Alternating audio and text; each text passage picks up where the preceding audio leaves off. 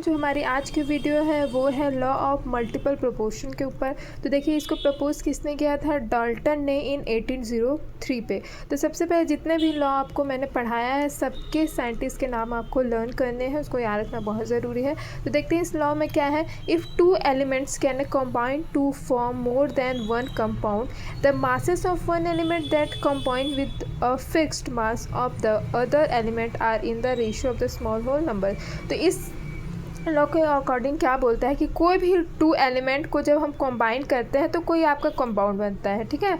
तो उसमें से हम क्या करेंगे, वन एलिमेंट लेंगे, उसको फिक्स कर देंगे, ठीक है। मतलब उसके एलिमेंट का जो रेशियो उसको फिक्स कर देंगे और दूसरे जो एलिमेंट होगा उसके रेशियो को हम लोग इंक्रीज़ करेंगे। तो इंक्रीज़ करने के बाद हमें क्या मिलेगा, एक फिक्स रेशियो में आपको क्या मिलेंगे, नंबर आपको दिखाई देंगे। इसे हम एग्जाम्पल के थ्रू देखते हैं कि जब हम लोग हाइड्रोजन और ऑक्सीजन को आपस में जब मिलाते हैं तो क्या बनता है, आपका वाटर बनता है, ठीक है।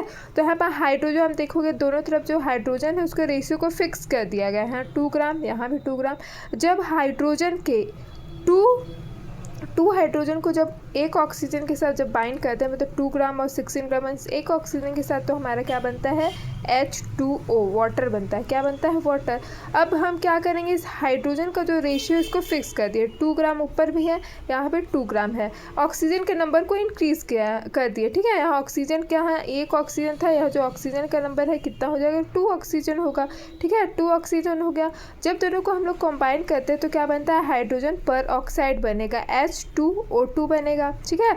तो आप इसके जब रेशियो को देखेंगे तो यहाँ कितना है, 34 ग्राम है। यहाँ 18 ग्राम वाटर बना, जब हाइड्रोजन और ऑक्सीजन को आपस में जब रिएक्ट करवाया तो 18 ग्राम को वाटर बना। यहाँ हाइड्रोजन के रेशियो को फिक्स करके ऑक्सीजन के नंबर को इंक्रीज़ कर दिया, तो क्या बना, हाइड्रोजन पर ऑक्साइड H2O2, तो 34 ग्राम है, हाँ आपको ये प्रोडक्ट मिला।